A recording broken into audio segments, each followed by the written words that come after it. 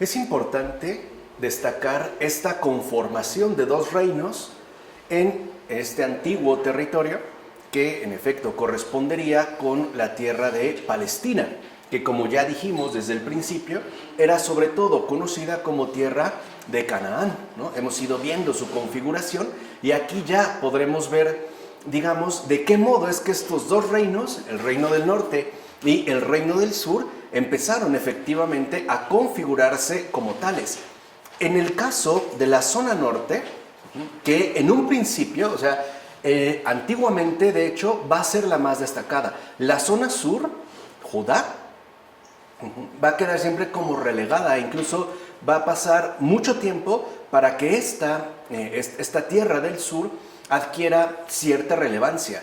Es más, en un principio, o digamos remotamente, el reino que primero se consolidó y que tuvo en efecto un impacto importante dentro de esta zona fue el norte. En el caso de la zona norte, algo que vale mencionar es que la población creció de manera notable y por tanto se hizo necesario que la producción agrícola asimismo se incrementara. O sea, era pues necesario tener más recursos alimenticios para poder satisfacer la demanda de este incremento poblacional. Esto ciertamente requirió un trabajo colectivo que superaba ya la capacidad de una familia e incluso de un pequeño clan, como se estaban dando las cosas anteriormente. De ahí pues, ¿no?, que se pusiera en marcha una cierta organización colectiva para que se pudieran llevar a cabo este tipo de tareas. O sea, podemos decir que se está pasando de un sistema netamente tribal e incluso más o menos familiar y en ciertos clanes a pequeña escala a una forma socialmente mucho más organizada.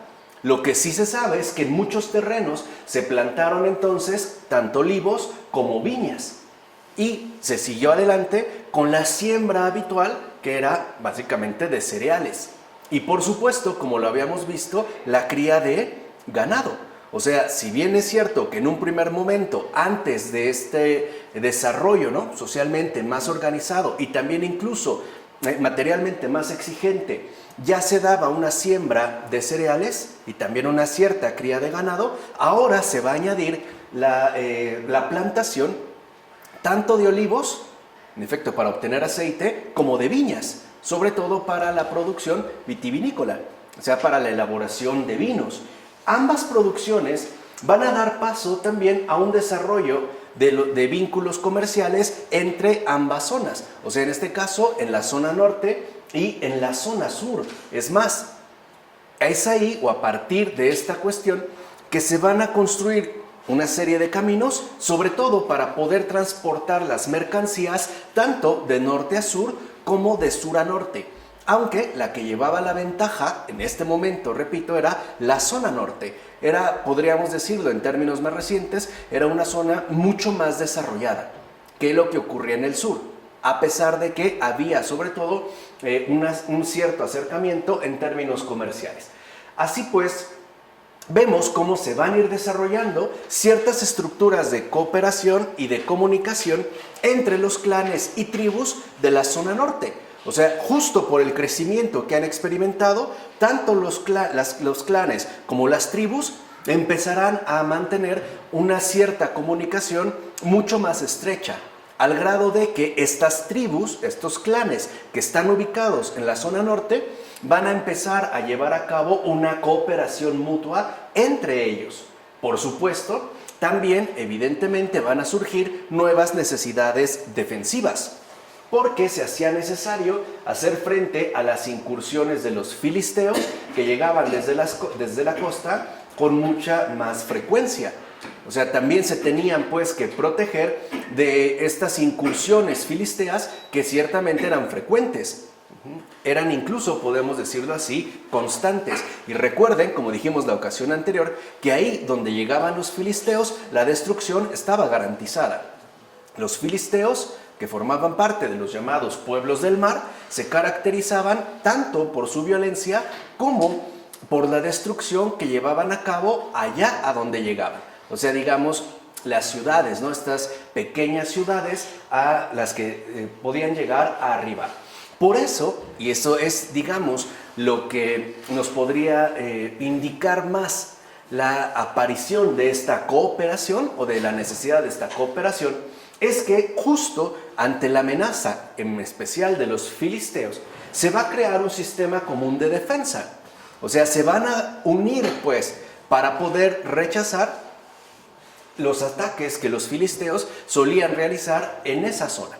O sea, van a hacer una cooperación defensiva entre los clanes y las tribus de la zona norte para poder repeler y defenderse de esos ataques. Por su parte, en la región sur también estaban haciendo un pequeño reino.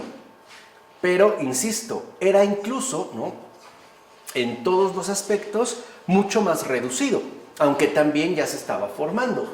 Este reino nacería sobre el terreno que se extiende desde el sur de Jerusalén hasta el Negev, o sea, el desierto del Negev, que era un terreno que al menos en esos momentos aún estaba controlado en gran parte por los amalecitas.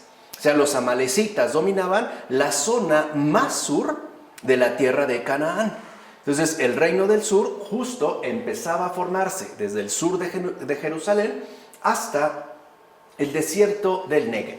Y uno de los momentos clave que surge para que se pueda ir conformando ya de manera mucho más estable y definida este reino del sur fue precisamente la conquista de Jerusalén, que en un principio no le pertenecía al reino del sur, sino, como hemos mencionado, pertenecía en este caso a los amalecitas. Cuando la ciudad, ¿no?, de Jerusalén es finalmente conquistada por los clanes y las tribus del sur, entonces esta ciudad se convirtió en la nueva capital de este pequeño reino. O sea, Jerusalén ya va a ser pues ubicada como la capital del reino del sur, o sea, de lo que ya conocemos como Judá. A partir de entonces ya se va a hacer una clara distinción entre ambos reinos. Aquí ya, o sea, cuando digamos la zona sur logra conquistar esta ciudad de Jerusalén y la asume como su capital, como su centro fundamental en tanto zona sur, ya se va a dar aquí una distinción bastante explícita entre estos dos reinos. El del norte va a ser conocido como Reino de Israel. O sea, en un principio el del norte se le va a llamar Reino de Israel, mientras que el reino del sur va a ser llamado Casa de David. Por eso a veces ven que en la Biblia se habla de Casa de David, el reino de Israel, el reino de Judá, Sión, etc. Pero esto tiene que ver justo en un primer momento con esta distinción que se ha llevado a cabo.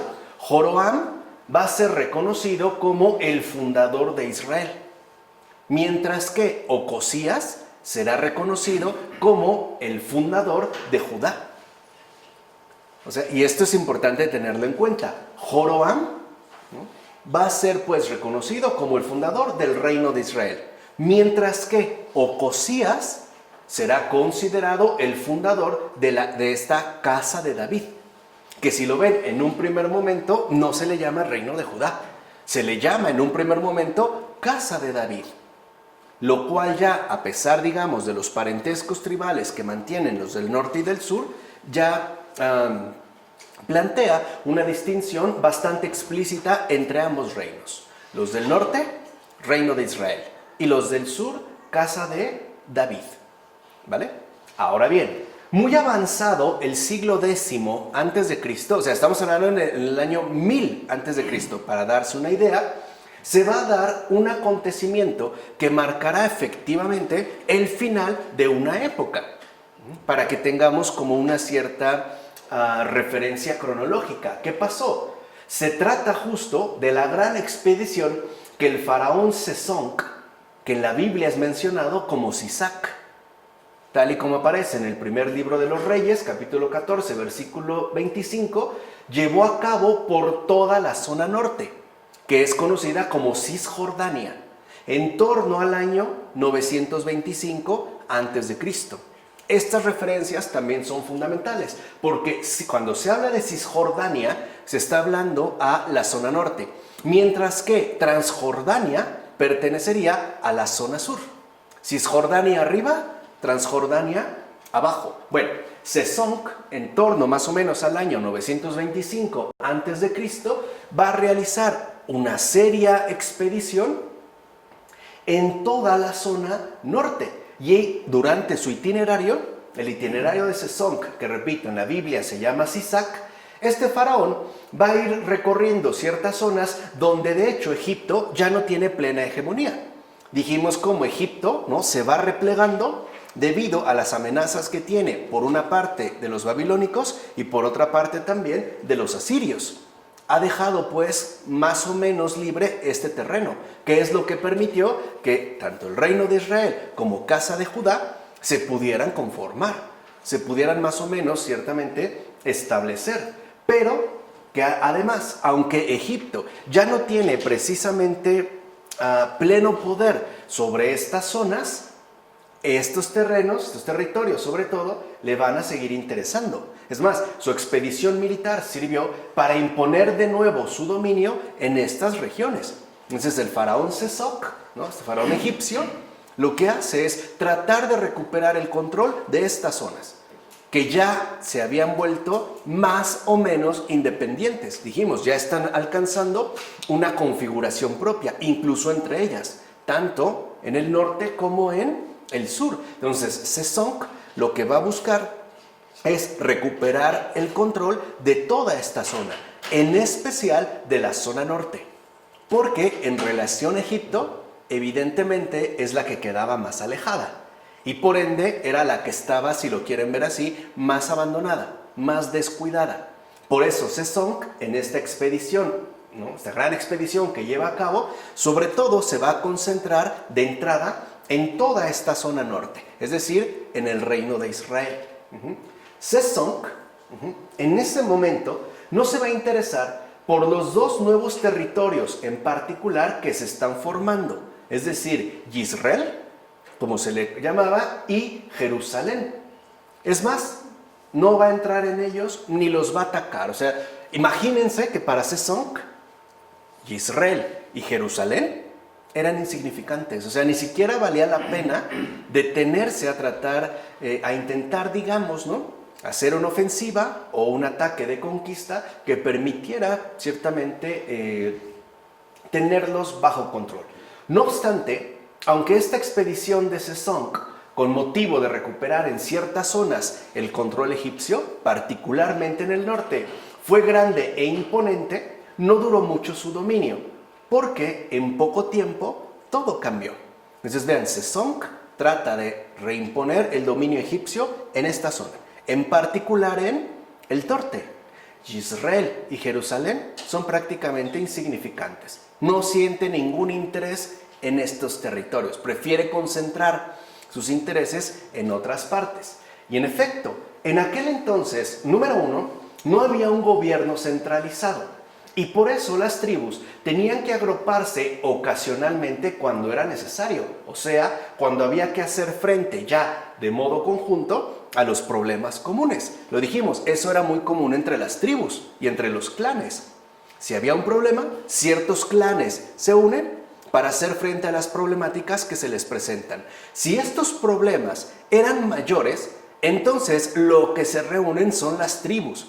Pero una vez pasado el peligro, cada quien regresa tanto a su territorio como a su respectiva configuración, ya sea en términos de clan o en términos de tribus. Esta reunión, esta cooperación, sobre todo se podía llegar a dar cuando los problemas afectaban a gran número de clanes y por ende, cuando los problemas, digamos, involucraban a un gran número de tribus. Entonces, el canto de Débora, por ejemplo, ensalza el triunfo conseguido en la batalla de Tanak, cerca de Megiddo. Esto se menciona en el libro de los Jueces, capítulo 5, de los versículos 1 a 32. ¿Qué pasa en el caso del llamado canto de Débora? En este relato se presenta un conglomerado de tribus que se han unido para hacer frente a la hegemonía del rey de Azor, que es un rey cananeo fiel al imperio egipcio. Entonces, si lo ven, Azor es un rey cananeo, o sea, es un rey autóctono de la zona, que tiene ciertamente poder e influencia en esta región. ¿Por qué? No por sus propias fuerzas, sino por su fidelidad permanente al imperio egipcio. O sea, tiene el respaldo de Egipto, pues. Por eso el rey Azor, en tanto rey cananeo, es el que tiene este control. Pero este conglomerado de tribus que se van precisamente a unir para contrarrestar el poder de este rey cananeo Azor son las siguientes: Zabulón, Isaacar y Neftalí, que eran conocidas como las tribus de Galilea, que son, en pocas palabras, del norte.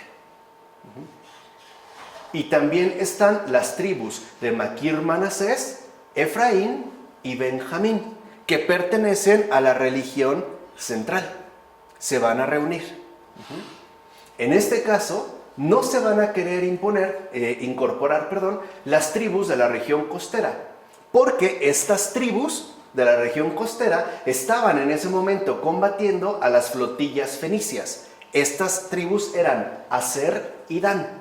Y tampoco se incorporaron las tribus de Transjordania, Rubén y Gad, o sea, las tribus del sur. Entonces, si me regreso un poquito, los que se lograron precisamente unir fueron las tribus pertenecientes al reino de Israel. Y Zabulón, Isaacar, Neftalí, Maquir Manasés, Efraín y Benjamín. Las que estaban en la línea costera, la tribu de Aser y Dan, no, porque ya tenían sus problemas. Rubén y Gad tampoco. ¿Por qué? Porque estaban metidos en otros asuntos. En total, 10 tribus formaron una unidad a la cual se le va a llamar Israel. Y se va a hablar de sus miembros en calidad de los que vivían aislados, es decir, en las aldeas de los campos, como se menciona en el libro de los Jueces, porque no hay ni un gobierno centralizado, ni siquiera hay como una organización socialmente definida. Se juntan pues estas tribus que van a ser llamadas, ¿no?, ya como unidad Israel, aunque cada tribu tiene su nombre. Al juntarse se les va a dar justamente el nombre de Israel. Es, digamos, el nombre que se les da a esta unidad conformada por estas 10 tribus. Y se les llama las que vivían aislados porque efectivamente están como ubicadas en ciertas aldeas de algunos campos en particular, pero se reunieron para hacer frente al rey Azor.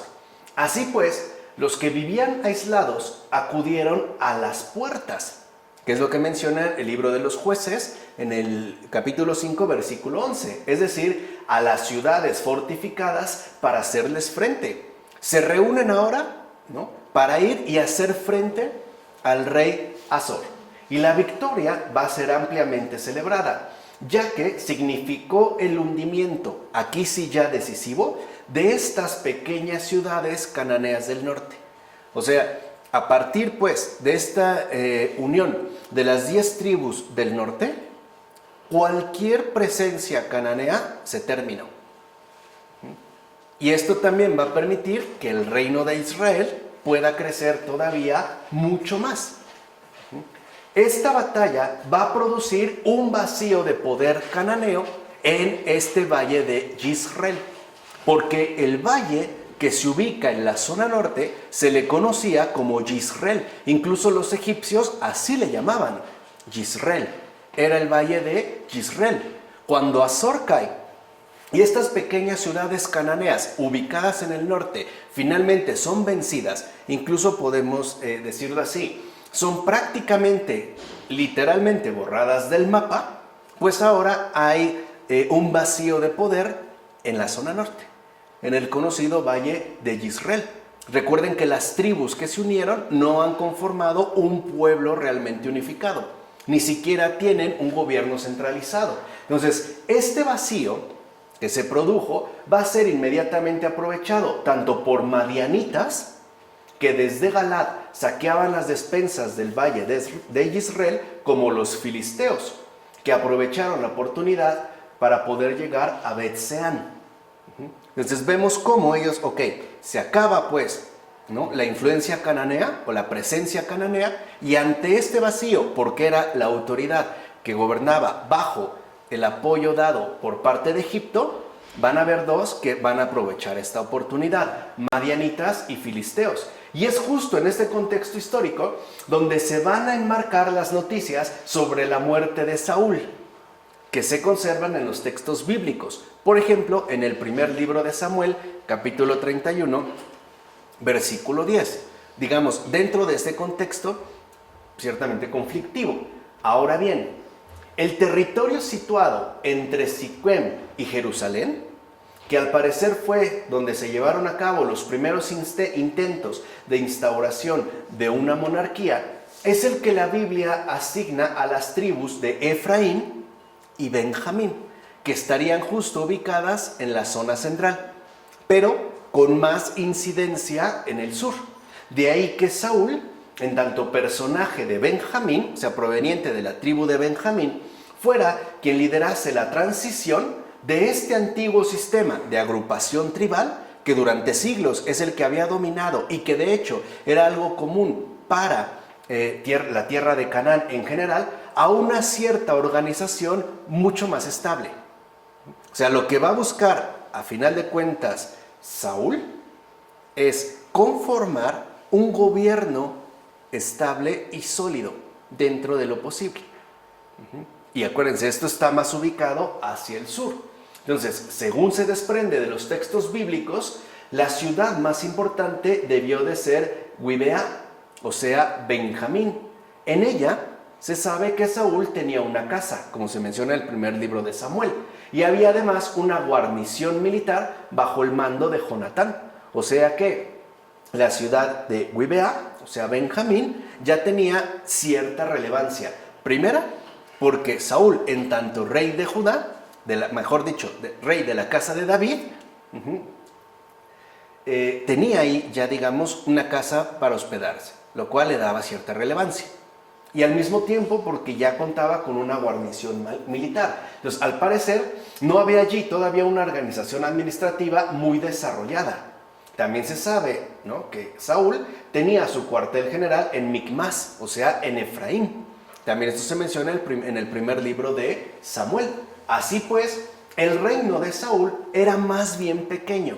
Por eso les decía, si por ejemplo hablamos del rey Saúl, pensamos como en un término de una grandiosidad hollywoodense. Nada que ver. Les dije, ya hay que quitarnos esos barnices, ¿no?, que no corresponden pues, con la realidad misma. No, pues, las cosas tal y como son. O sea, el reino de Saúl, que se ubica más en la parte central, ¿no?, del centro-sur, era pequeño. Y el liderazgo de este fue sobre todo militar. Ahora bien, Saúl colaboró con las tribus del sur para poder controlar a los nómadas amalecitas del Negev. Se menciona también en el primer libro de Samuel. O sea, digamos que quien organiza un poco a las tribus del sur es Saúl, pero con un propósito estratégicamente militar, que es finalmente controlar a los amalecitas, que son los que se encontraban en la región más sureña, ¿no?, básicamente en el desierto del Negev. Y va a intentar ayudar a los vecinos que tenía inmediatamente al norte, o sea, a los que tiene justo arribita, que serían los de la tribu de Manasés. ¿Para qué? Pues para que una vez, ¿no?, apoyando a la tribu de Manasés, se pudiera a su vez evitar la penetración de los filisteos en el sur. Ahí se ve la estrategia. Por un lado, ¿no?, Saúl busca la colaboración de las tribus del sur para controlar, para acabar con los amalecitas, y también apoya a los que están arriba para que este apoyo, ¿no?, esta alianza estratégica, evite que los filisteos puedan pues bajar. Pero Saúl fue derrotado y murió en Gilboa. También se menciona esto en el primer libro de Samuel. Quien le sucedería en ese reino, ojo, aún no consolidado, será su hijo Isbal. O sea, digamos que la pretensión de Saúl no se cumplió, de poder establecer un reino mucho más permanente y más sólido. no se dio. Quien le va a suceder es su hijo Isbal. Y llama la atención que este nombre se derive de Baal y no de Yahvé, que tenía que ser algo importante, algo de tener en cuenta. Pero es algo común en aquel entonces, ya que es coherente justo con la mezcla de poblaciones que se produjo en la región central. En tiempos de Isbaal, el reino se amplió porque se añadió Galaad a los terrenos de Benjamín y Efraín. Se menciona en el segundo libro de Samuel. Entonces lo que vemos es que Saúl, en principio, su reino se reduce a las tribus de Benjamín y Efraín, en términos geográficos. Con su hijo Isbaal se añade Galaad. Y a la muerte de Isbaal, los ancianos de esta zona decidieron sumarse a otra iniciativa monárquica que de hecho había surgido en paralelo, la tribu de Judá. La tribu de Judá, como tal, fue obra de David. Él fue precisamente el que va a configurar la llamada tribu de Judá. David, en efecto, fue en el origen el fundador de la dinastía del sur. O sea, el fundador de la tribu de Judá será David. Y a David se le presenta como el jefe de un grupo de unos 400 mercenarios, tanto de su propio clan como de otras partes. Recuerden que era muy común la cooperación entre tribus y clanes cuando se buscaban llevar a cabo una causa en común. Eso se menciona en el primer libro de Samuel. O sea, digamos que David, en el origen, logró reunir un grupo pequeño, unos 400 mercenarios, tanto de su propia tribu, que sería la de Judá, como de otras partes. Bien, a veces David va a negociar con los filisteos, otras veces se va a enfrentar a ellos. David, de hecho, se mueve por los clanes de Judá, ofreciendo protección a cambio de sustento. Se ve en el primer libro de Samuel. A ver, yo veo que la tribu del sur, tal, corre peligro, entonces yo ofrezco mis servicios de protección, pero a cambio me van a dar sustento, no solo para mí, para toda la gente que llevo conmigo. Sería una especie como de derecho de protección, ¿no? Digamos, antiguo. Luego de esto, David va a ser proclamado rey de Judá en Hebrón. Se menciona en el segundo libro de Samuel, que en ese momento era la principal población de esa zona. O sea, la zona sur, su principal población no está precisamente en Jerusalén, está en el Hebrón, que claro, pertenece, ¿no?, a esta región sureña y es en tanto ciudad la fundamental. ¿Qué es lo que va a hacer entonces David? Va a comenzar una lucha contra el reino vecino de Isbaal, que como dijimos se ubica más bien en la región central. Estaría pues no hasta el norte, sino más bien en la zona central. Y en medio de ambos reinos, fíjense, entre Isbaal y el reino de Judá, que en Hebrón se proclama rey a David, en medio está Jerusalén, que aún se encuentra en poder de los jebuseos, quienes dominaban, dijimos, ¿no?, Jerusalén. Desde antiguo eran los llamados jebuseos. Digámoslo brevemente, arriba de Jerusalén estaba el reino de Isbaal, abajo de Jerusalén estaba el reino de David. Y David, con audacia, lo que va a hacer es burlar las defensas de Jerusalén y va a poder entrar a la ciudad. Con este triunfo, David va a lograr conquistar el último reducto cananeo en su territorio. Solo Jerusalén era todavía dominada por cananeos, o mejor dicho, pertenecía enteramente a cananeos.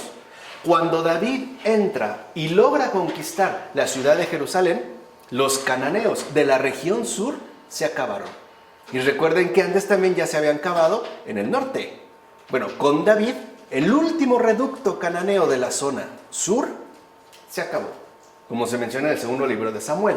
Entonces, ya unificados, ¿no?, estos territorios de los dos reinos, entonces los dominios de David aquí sí se van a extender bastante, porque ganó terreno hacia el sur y también terreno hacia el norte, o sea, digamos hasta la región central. Isbaal ya ha muerto, Y esto le va a permitir todavía tener mucho más facilidad de acceso a estas zonas. El reino de David se extenderá aproximadamente desde los confines de Siquem, o sea, por el norte, hasta el Negev, por el sur, donde van a seguir estando los amonitas. O sea, aquí sí, con David, el reino de Judá se extendió, o lo que va a ser reino de Judá finalmente se extiende y alcanzará una extensión considerable. Por eso no es de extrañar que en el reinado de David abundaran los conflictos, tanto externos como internos. Por una parte, los filisteos seguían siendo la principal fuerza de esta región. De hecho, los filisteos controlaban la costa y también en gran medida el valle de Jezreel, que como dijimos se encuentra al norte. Y por otra, David tuvo que gastar gran parte de sus energías guerreras en hacer frente a las incursiones de los arameos de Sobá, los cuales intentaban hacerse con el control de las tierras de Galaad. Entonces, David finalmente no la tiene fácil. Es un momento de gran tensión. Pero, pese a todo, bajo su mando se llevaron a cabo acciones que serían decisivas en la consolidación de una monarquía. Entiéndase en este caso por monarquía un poder unificado. ¿Qué es lo que dijimos? El primero que lo va a intentar es justamente Saúl, pero no lo consiguió. Aunque dio los primeros pasos para la consolidación de un poder unificado, no lo consiguió. Quien después es el que va a seguir esta línea y lo va a lograr de una manera más o menos acabada será David. Porque la idea a partir de David es que esta monarquía, en tanto poder unificado, logre finalmente englobar a varias tribus, que ya no estén dispersas, sino que se forme una especie de unificación permanente. Para esto, entonces, va a ser muy importante la decisión de establecer la capital en Jerusalén, ya que se trataba de una ciudad que de hecho no pertenecía a ninguna de las tribus israelitas. Les dije, pertenecía a los jebuseos. Entonces, cuando David la conquista, decide también proclamarla capital, ¿no?, de su respectivo reino, que como dijimos se ha extendido bastante, porque era una zona neutra en relación a las tribus de la zona. No pertenecía a ninguna, era propiedad de los jebuseos. Entonces, cuando David la conquista, el hecho de que sea neutra le va a evitar conflictos y le va a ser mucho más fácil establecerla justamente como capital. Entonces, Jerusalén era un lugar excelente para poder centralizar el poder político sin tener que estar sometido a las muchas diferencias tribales. Digamos que le vino como anillo al dedo. No tenía que batallar con una tribu ya dada y que generara conflictos con otras tribus, sino que más bien se ahorró toda esa problemática. Además, David finalmente va a lograr, ojo, no sin contratiempos, dejar en el trono a su hijo Salomón. Entonces, este poder unificado, el periodo monárquico, como se conoce, que va a ser, digamos, la base sustancial para el reino de Judá, comienza con Saúl, lo alcanza finalmente David, y este logra transmitirlo a su hijo Salomón. Con este hecho, entonces, va a iniciar una sucesión dinástica que a final de cuentas fue llamada Casa de David. Por eso se le llamaba Casa de David, porque ya se va a tratar de una sucesión dinástica. En pocas palabras, ¿a quién se le va a adjudicar legitimidad en relación al poder de la zona? A alguien que sea descendiente de David. Por eso se le va a llamar en un primer momento Casa de David. Incluso, por ejemplo, sus cercanos vecinos cananeos van a reconocer a David como el iniciador de la dinastía. Es el que logró, pues, configurar geográficamente el reino y también consolidar un poder unificado más o menos establecido. De ahí empezará esta sucesión dinástica. Así lo que vemos es que Salomón recibió de su padre David un reino más o menos unificado, pero aún así de modestas dimensiones, y además estaba en crisis. Dijimos, había todavía una serie de conflictos. A pesar de que la extensión que pudo obtener David era considerable, seguía siendo un reino relativamente pequeño. Lo que va a hacer Salomón es lograr que durante su reinado precisamente el reino se logre desarrollar de manera mucho más tanto extensiva como intensiva. En efecto, durante su reinado, por ejemplo, es Salomón el que va a promover el surgimiento de una clase social de funcionarios, militares y comerciantes que antes no había, y que además van a estar muy ligados a la corte real, es decir, al poder en turno, en este caso a Salomón, que posteriormente tendrían su importancia frente al dominio que habían tenido hasta entonces tanto los ancianos de los clanes como las aldeas en lo referente a la toma de decisiones colectivas. O sea, en pocas palabras, ¿qué hizo Salomón? Fue sustituyendo por medio de esta clase social de funcionarios, militares y comerciantes a las autoridades antiguamente válidas. Por ejemplo, ya la autoridad no la van a tener pues los ancianos, sino los funcionarios. Está como rey formando lo que llamaríamos una corte. De hecho, lo que va a implementar Salomón es una sustitución de los criterios antiguos en relación a la toma de decisiones. Es lo que sigue ocurriendo hasta la fecha, ¿no? A lo mejor el poder en turno, el presidente de un país, se reúne con su gabinete para tomar una serie de decisiones. Bueno, ahí se tenía que pasar al poder legislativo, etcétera, ¿no? Pero aquí lo que quiero que entiendan es que ya hay un cambio. Como ya hay un poder unificado, entonces la idea es poder mantenerlo, ¿no?, en pie. Entonces, en la tradición posterior, la fama de Salomón va a quedar ligada a su sabiduría. Digamos que es lo que le va a dar fama, ¿no? Su sabiduría, así como la construcción del palacio real, las murallas de la capital y sobre todo su fama provendrá de la construcción del templo de Jerusalén. El que va, digamos, ¿no?, a dar la indicación para que se construya el templo en Jerusalén será Salomón.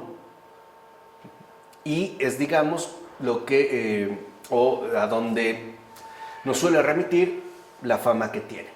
Así pues, puede decirse entonces que a partir ya del reinado del rey Salomón van a dar inicio las primeras consideraciones con respecto a la relación del rey y el templo en la religión israelita. Recuerden que antiguamente todo sigue siendo básicamente tribal.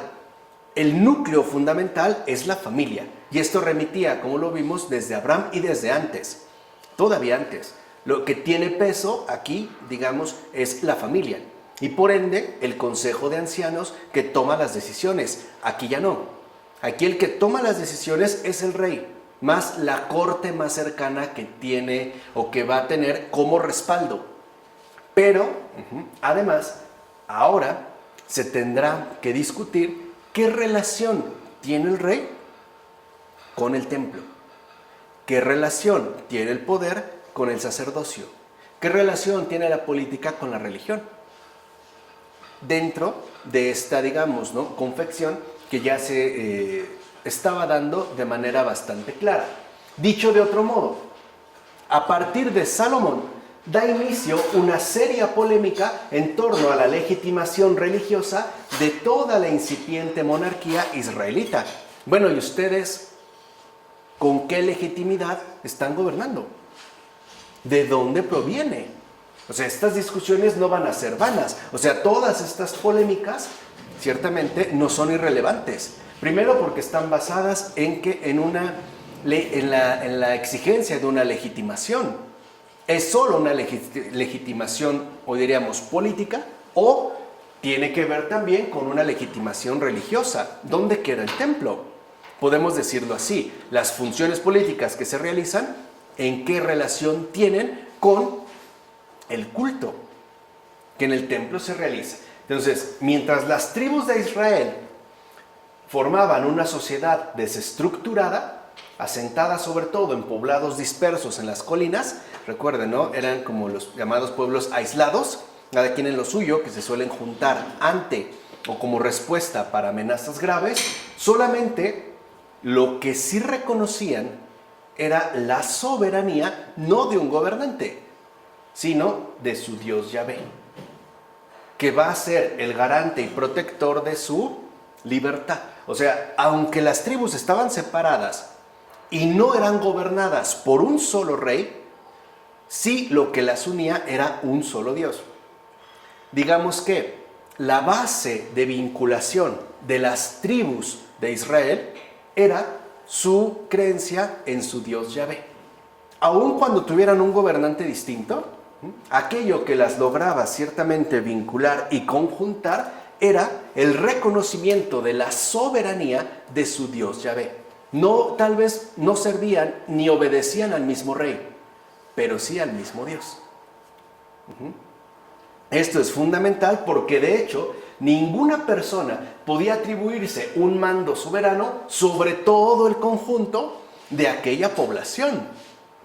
Si la soberanía remitía finalmente a su Dios Yahvé, entonces no se podía, digamos, no se aceptaba fácilmente que una sola persona quisiera adjudicarse este papel, a menos de que se tratara efectivamente de un problema en concreto, que una vez resuelto no implicaba para nada la continuación y mucho menos la perpetuación de este mando temporal.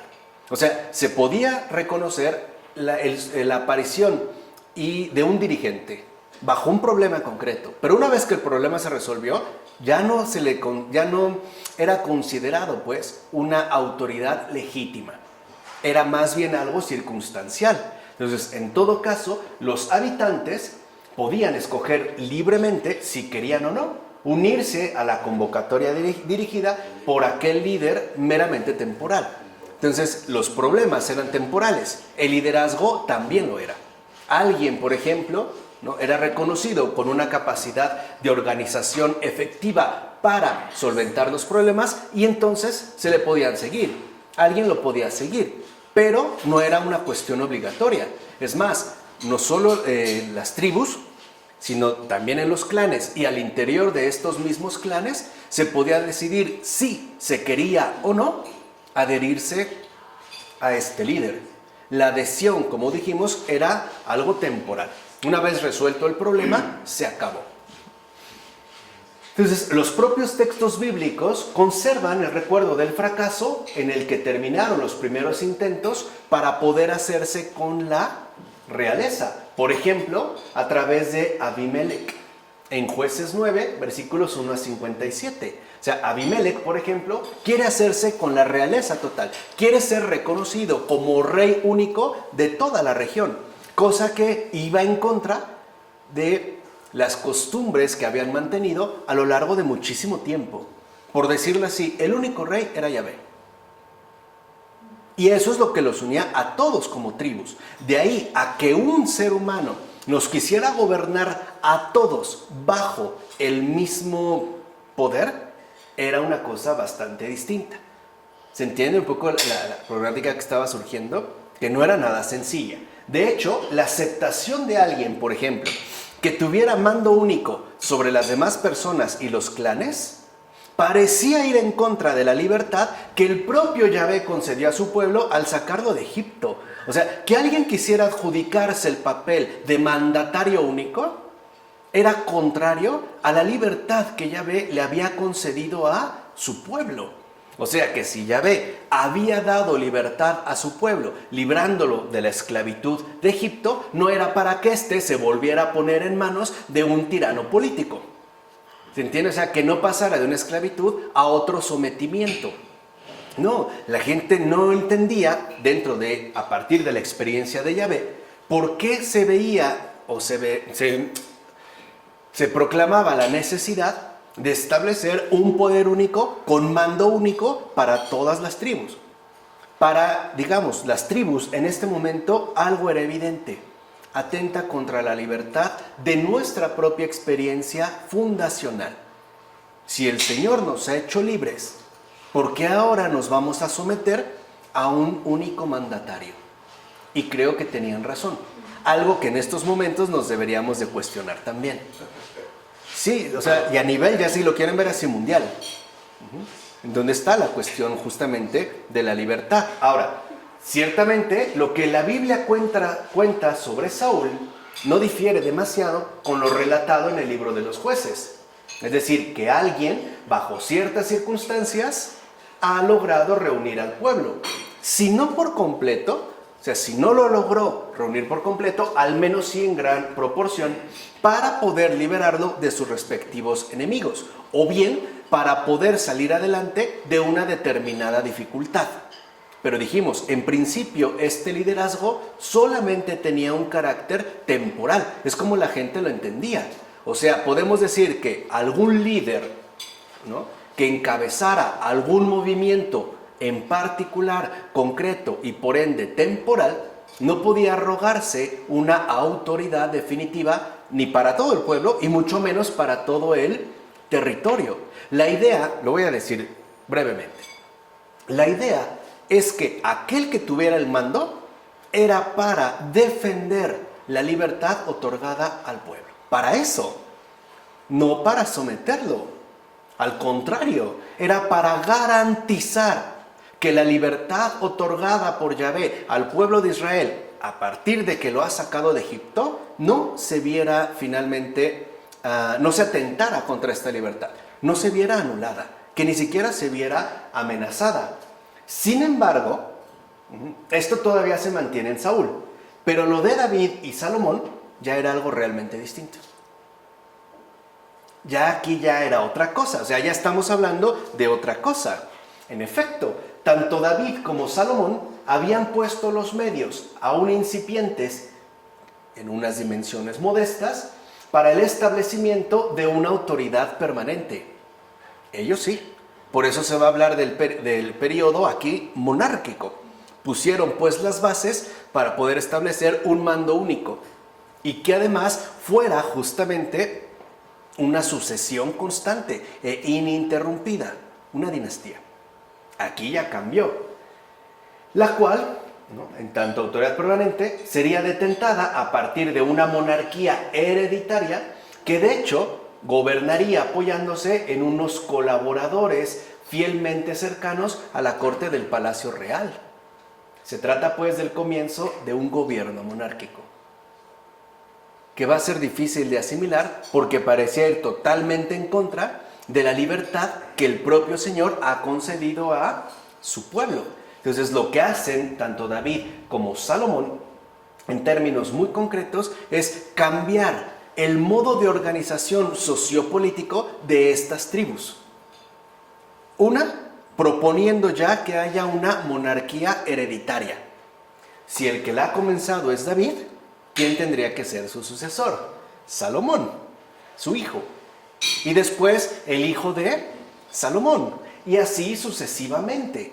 Pero para poder conseguir esto, se tiene también que promover un cambio culturalmente relevante. Porque ahora las decisiones en términos de gobernanza ya no recaerán sobre el pueblo. O sea, el pueblo ya no es el que va a elegir.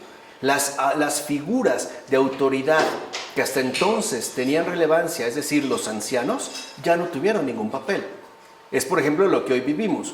Se discute una ley que ninguno de nosotros consultó.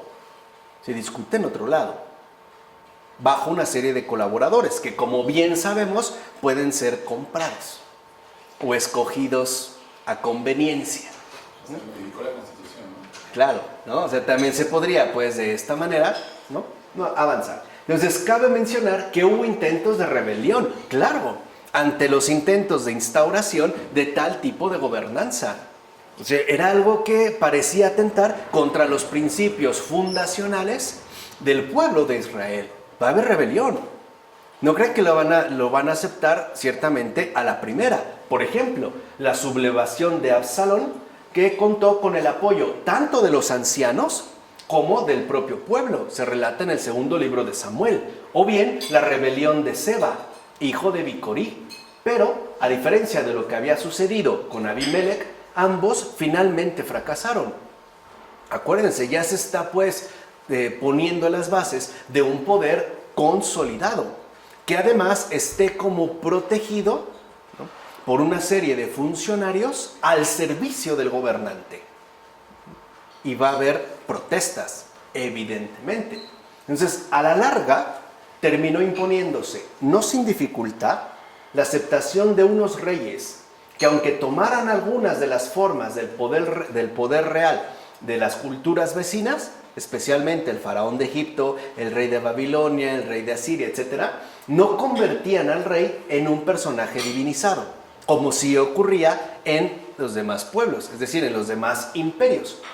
En pocas palabras, al rey de Israel, aunque con mucho trabajo se le aceptó como una figura importante para todo el pueblo en su conjunto, nunca se le adjudicó un poder inapelable.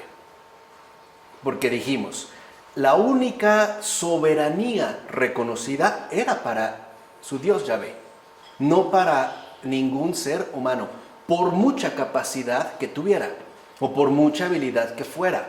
La única soberanía total era hacia Dios, no hacia un gobernante.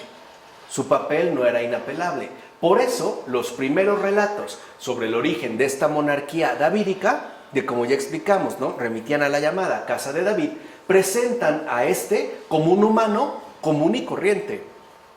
Nada sobresaliente y llama la atención. O sea, vemos que David es uno más entre tantos, tal cual. Uno más entre tantos. David es pues presentado con todos los valores y las debilidades de una persona real de carne y hueso. Y eso era algo muy importante de señalar. No divinizar a David, porque el de divino no tenía absolutamente ¿qué? Nada. Eso es algo que sí se sostenían en los pueblos vecinos. Si lo quieren ver así, en los pueblos paganos. Justo para poder legitimar su respectiva gobernanza. Aquí no fue el caso. Entonces David no está para nada emparentado con aquellas representaciones sobrehumanas que sí eran características de estas monarquías del Próximo Oriente en aquella época. Entonces, a final de cuentas, el rey David es un personaje muy humano y por eso justo se podían identificar todos los demás con él. No se establecían, si lo quieren ver así, distancias entre el que gobierna y el gobernado, sino al contrario, se tenían que presentar siempre cercanías o puntos pues de contacto. En efecto, jóvenes y ancianos, padres de familia, campesinos y funcionarios compartían ese mismo rasgo de humanidad que el propio rey exhibía. Quiere decir que no se veía como una persona ajena, sino al contrario, como lo hemos dicho, más bien como una persona cercana. Ahí es donde estaba dado justo, ¿no?, la relevancia importante de este tipo de gobernanza. Bien, en consecuencia, puede decirse entonces que esta fuente real de identificación fue justo lo que permitió llevar a cabo la composición de un gobierno unificado en el pueblo de Israel. O sea, aquí ya vemos dos cosas importantes. Primero, cuando el pueblo de Israel aceptó un mando único, no podía aceptar este mando según los criterios de los pueblos no creyentes de Yahvé. ¿Se entiende? O sea, no podían seguir pues bajo los mismos criterios. Y número dos, este rey tenía que ser cercano a la gente, tenía que ser uno más, de tal manera que este rey no pretendiera usurpar la soberanía que solo le correspondía a Yahvé. Hoy diríamos que el pueblo de Israel, ¿no?, aceptó esta figura siempre y cuando no quisiera ocupar el lugar de Dios y se reconociera en todo caso como un servidor de Él, como alguien que efectivamente está a su servicio, no que busca divinizarse y someter a los demás a sus pies. O sea, no tenía que ser pues un tirano, sino un servidor, ¿va? Además, el rey no era alguien que tuviera autoridad por sí mismo, ni siquiera su propio nacimiento lo autorizaba, sino que era asumido y comprendido como alguien que a final de cuentas es asignado por Yahvé para cuidar de su pueblo. Hoy podríamos decir que el rey, ubicado dentro de las tribus de Israel, tenía la figura de un pastor, que aparte era una figura muy cercana a esta gente. Ha sido puesto por Yahvé para cuidar a su pueblo, no para explotarlo, no para dañarlo, no literalmente para joderlo, sino al contrario, para ayudarlo, para protegerlo, para cuidarlo. Esa es su función. Si va a tener una función es esa, o sea, la gobernanza de las tribus de Israel no puede ser la misma gobernanza que en los demás países, por la simple y sencilla razón de que ellos sí conocen a Yahvé, porque Yahvé se ha manifestado. se les ha manifestado. No pueden llevar ni el mismo modo de vida, ni tampoco las mismas prácticas, por ejemplo, de gobierno, que sus respectivos vecinos. Nos vemos pues que es el Señor quien realmente se preocupa de su pueblo. Eso es lo que tenía que ser fundamental. Y por eso es que va a sacar a un ser humano de entre este pueblo para que se encargue de protegerlo con su ayuda, que de hecho no le va a faltar. Hoy lo podríamos decir en términos muy precisos. El rey de Israel está literalmente para hacer bien al pueblo, no para hacerle mal.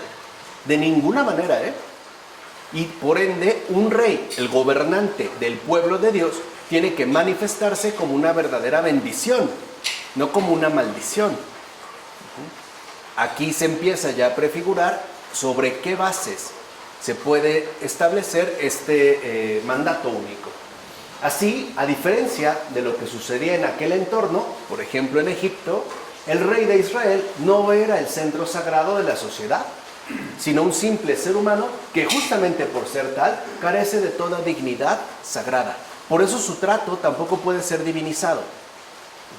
Era común, en general en los demás pueblos, que cuando alguien accedía al trono, por ejemplo en Egipto, la mayoría de los súbditos ni siquiera lo podían mirar a la cara, ni le podían hablar de frente, algo que en nuestras culturas prehispánicas también ocurría.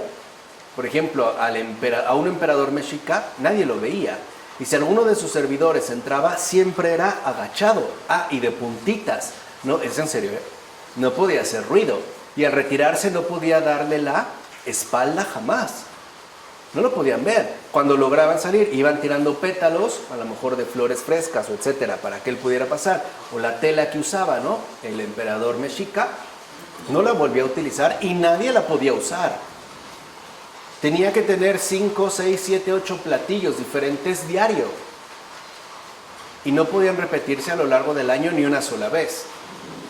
Que a algún cocinero o cocinera se le ocurriera repetir, le costaba la vida.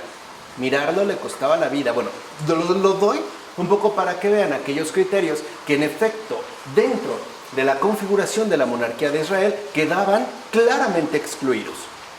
El gobernante no tenía ninguna dignidad sagrada, solamente tenía la misión de velar por el bien del pueblo, o sea, la misión de estar completamente a su servicio.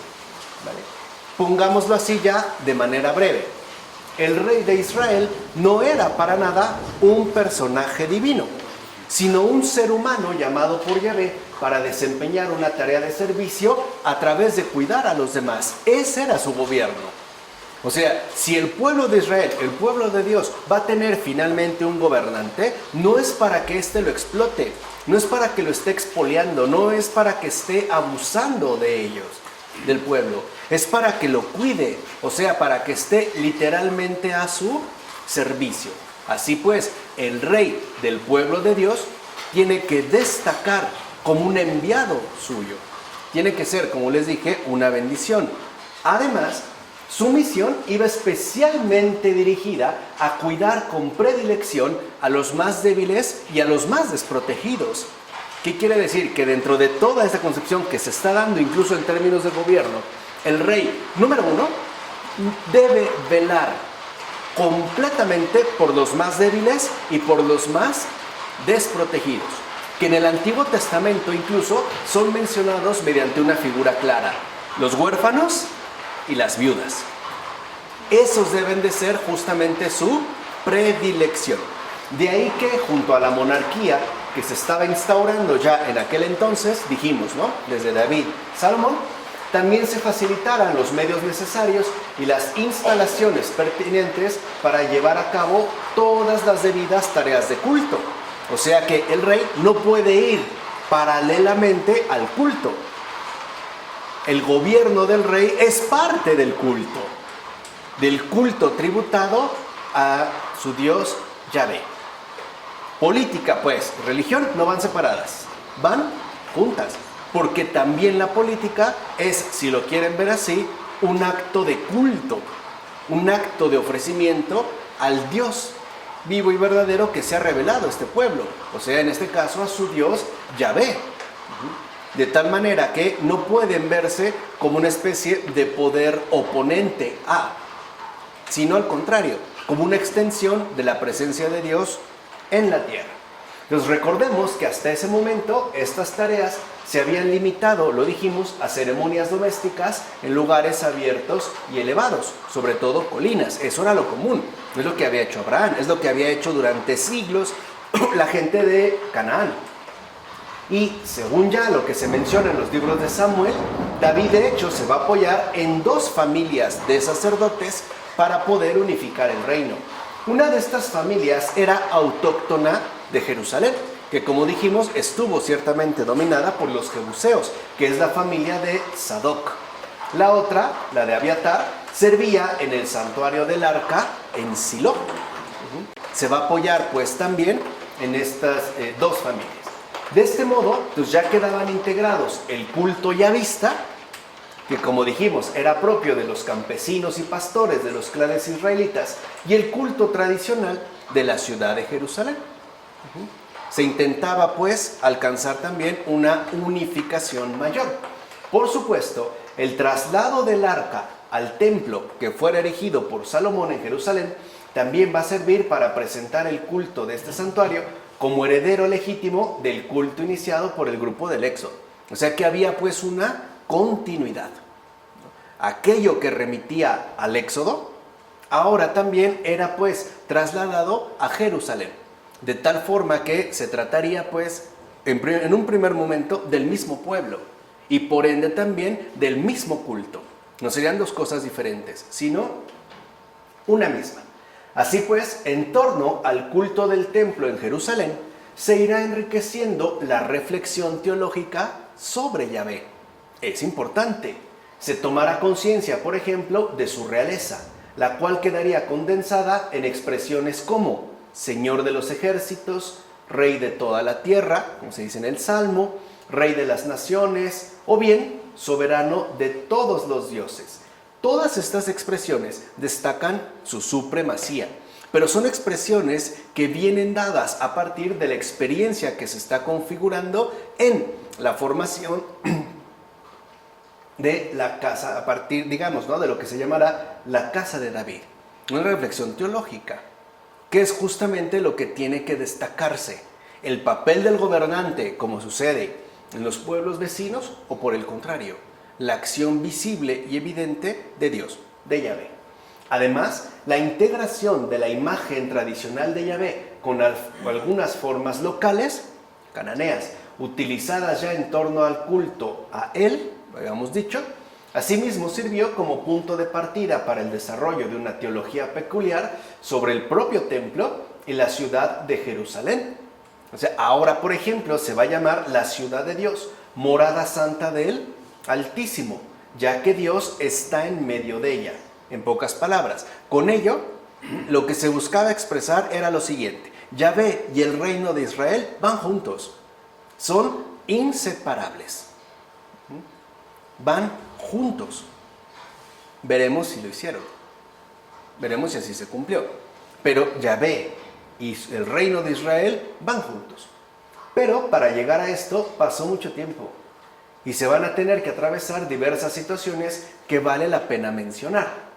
Para empezar, las numerosas destrucciones que la expedición del faraón Sesonc, ¿se acuerdan que dijimos? Si había ido sobre la zona norte, ¿no?, provocó entre el Jordán y el valle de Israel, dejaron desprotegidas esas zonas, que de hecho eran bastante fértiles. La gente de Samaria y Galilea va a aprovechar esta situación y se va a apoderar de estas tierras. Además, les quedan relativamente cerca. Forman parte pues de esta zona norte. Y esto produjo que se estableciera un puente de unión entre estos dos territorios poblados por clanes, que aunque provenían de tribus hermanas, habían estado separados durante mucho tiempo debido justamente a esta prolongada presencia filistea. Samaria y Galilea venían de tribus hermanas, pero se habían mantenido distanciadas debido a la presencia filistea. No podían, pues, no pudieron durante mucho tiempo reunirse bajo un mismo territorio. Así pues, ¿no? En poco más de 50 años, fíjense, 925 al 885 a.C. aproximadamente, se va a formar un pequeño núcleo de población más o menos organizado. Algunos jefes locales de varias tribus intentaron hacerse con el poder de todo este territorio a través de llevar a cabo acciones violentas. No obstante, será Omri el gran protagonista de la organización de este reino. Recuerden, estamos hablando justamente del reino del norte. La capital que asumirá Omri será Samaria. Y el territorio en sí, todo este territorio, va a ser llamado Israel. Los gobernantes de este lugar serán denominados casa de Omri, porque su legitimación proviene de la descendencia que remite en todo caso justamente a Omri, que como vimos era, digamos, el equivalente norteño de la casa de David en el sur. Y aquí, de lo que hablamos, es donde nos estamos justamente, ¿no?, remontando tiempo atrás para que entendamos cómo se llegó. Omri puso las bases de la posterior grandeza de aquel lugar, o sea, del reino de Israel. En primer lugar, Omri prescindió de Tirsa y buscó un emplazamiento totalmente nuevo para su nuevo reino al noroeste de Siquem. Era de hecho una buena posición estratégica para dominar las vías de comunicación que llevaban tanto a la parte costera de Sarón como al valle de Israel, o sea, tanto a la costa como a la parte central. Y fue justo en tal región donde construyó Omri, en esta región, la ciudad de Samaria. Es Omri el que va a construir como tal la ciudad de Samaria. Y no se trataba ya de una organización tribal como las demás, sino que ante todo era una verdadera capital política a partir de la cual poder ejercer el control sobre toda esta región. Era pues un emplazamiento estratégico o políticamente estratégico. De ahí se podía pues, ¿no?, más o menos controlar toda esta región. Era un buen lugar. Y por eso ahí va a construir la ciudad de Samaria. Pues bien, en esa nueva ciudad se edificó la residencia real y asimismo se estableció la sede de los servicios públicos necesarios para regular el comercio. Había pues que regular el comercio para tener tanto comunicación en toda la zona como una fuente asegurada de ingresos. Era importante. Y también tenerla justamente bien protegida. Además, en Samaria se concentrarían todos los recursos necesarios para poder defender el reino de Omri. El hijo de Omri, Ahab, sería conocido precisamente como Ahab de Israel, quien también desarrolló una gran labor constructora al continuar las obras empezadas por su padre. Es más, fue Ahab, hijo de Omri, quien terminaría las defensas, ¿no?, como el palacio principal que su padre iniciara en esta ciudad de Samaria. Pero tras la muerte de Ahab, Israel se va a ir debilitando. De hecho, ya no tenía la fuerza necesaria para poder controlar todos estos territorios que antes habían dominado en Transjordania. Así pues, el siguiente rey de Israel, fíjense, ¿a quién se reconocía como primero? Omri. El segundo, Ahab. El siguiente rey fue Jehú, a quien le tocó gobernar en un momento difícil tras el esplendor inicial de Omri y de su hijo Ahab. En tiempos de Jehú, es decir, a mediados del siglo IX a.C., los arameos eran, de hecho, los que controlaban la zona. El reino de Israel, o el incipiente reino de Israel, no pudo, de hecho, sustraerse a este dominio arameo. Un relato del libro segundo de los Reyes menciona algo de dicha situación. Jehú llevó a cabo una sublevación contra Joram de Israel, pero Jehú estaba al servicio del poder arameo. Por eso el monarca arameo Hazael, rey de Damasco, presumió de haber matado tanto a Joram de Israel como a Ocosías de la casa de David, a quienes de hecho quien mató fue Jehú. Entonces vean, mientras Joram, se menciona, pertenece a la casa de Israel, Ocosías pertenece a la casa de David. Así pues, puede decirse entonces que Jehú se hizo rey de Israel a través del apoyo recibido por parte de los arameos. Todo esto más o menos sucedería en torno al año 841 a.C. No obstante, un año después, el rey de Asiria intentó hacer frente a Hazael de Damasco, o sea, al rey de los arameos, y exigió un fuerte tributo a todos los reyes vecinos que pudo doblegar, entre ellos a Jehú. Sin embargo, ni en esa ni en la campaña militar siguiente pudo Salmanasar, en ese momento rey de Asiria, doblegar a Hazael, o sea, al rey de los arameos. Así pues, a finales del siglo IX a.C., el poderío asirio siguió creciendo. No lo pudo hacer a la primera, pero el poderío asirio siguió, de hecho, incrementándose. Es más, los asirios fueron controlando efectivamente la zona. Los mayores enemigos en estos momentos de los asirios eran, por un lado, principalmente los arameos de Damasco. Era el principal enemigo. Pero también, de hecho, ¿no?, van a exigían los asirios tributo a otros reyes vecinos. Y si ya antes, como hemos mencionado, Salmanasar III le había exigido tributo a Jehú, poco tiempo después Adad-Ninrari III de Asiria será quien se lo reclame al rey Joás de Israel. O sea, Asiria pues tiene bajo control a Israel, a este pequeño reino de Israel. Al menos lo tiene bajo control porque en efecto se le exige y se le cobra un tributo. Pues bien, en la primera mitad del siglo VIII a.C., el reino de Israel va a recuperar su prosperidad, que como dijimos empezó con Omri. Vean cuánto tiempo ha pasado. La población rural aumentó en estos momentos de relativa calma y desarrollo agrícola, ya que no hubo necesidad de estar haciendo nuevas campañas militares, ¿no?, para tanto defenderse, especialmente para defenderse de las incursiones que podían llevarse a cabo. Es más, la región llegó a estar bastante poblada.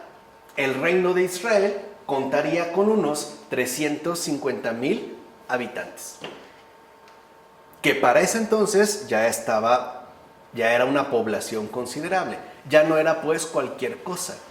Veremos cómo de aquí empezarán a cambiar la situación, especialmente para el reino del norte y para la casa de David en el sur. Eso es lo que aquí me interesa como ir presentando, cómo inició y cómo se van a ir dando sus respectivas diferencias, ¿vale?